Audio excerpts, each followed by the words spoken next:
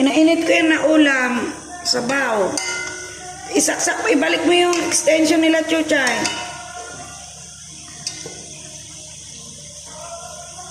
Ilang papula. Yung crunchy ang bawang. Kasi pag hindi siya crunchy, pag na-stack ang mani, magbubuot sa ilokan.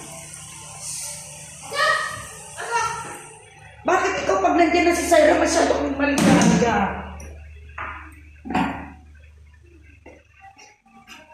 Yan. 5 kilong mani.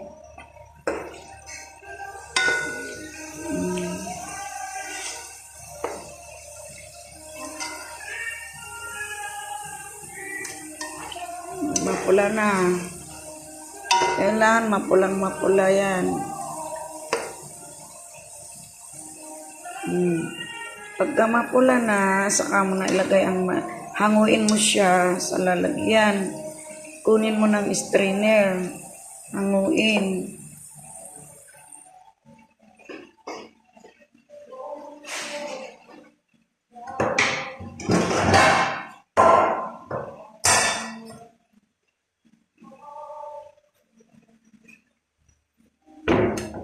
Ito pang sandok para mahalo mo, mahango mo siya.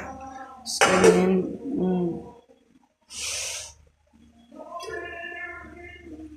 Yan. Yan.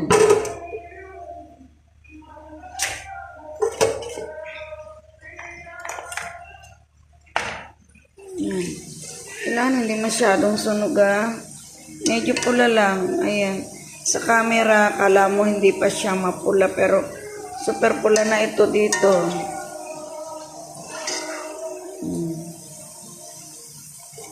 Dry na masyado.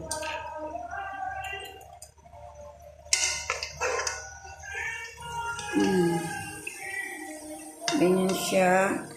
Lalagay mo sa isang lalagyan. Kinukuha natin siya. Intindihan mo na siguro.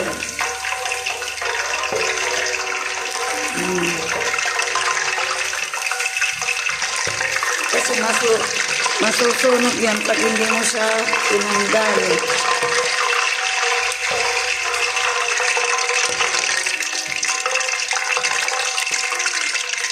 Ang bawang na to ay 1 kilo ulam.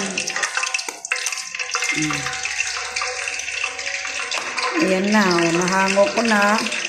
Ilalagay ko na yung mani. Wait lang.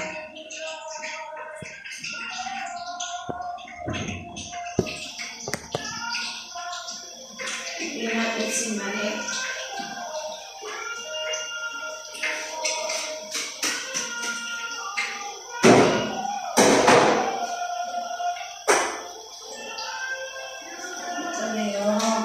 Bawang.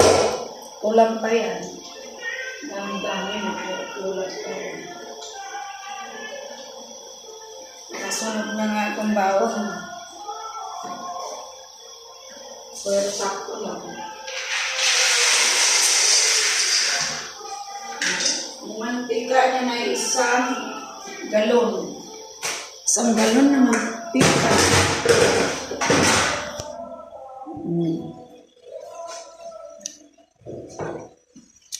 Tignan nyo nga, punong-puno, kulang pang mantika.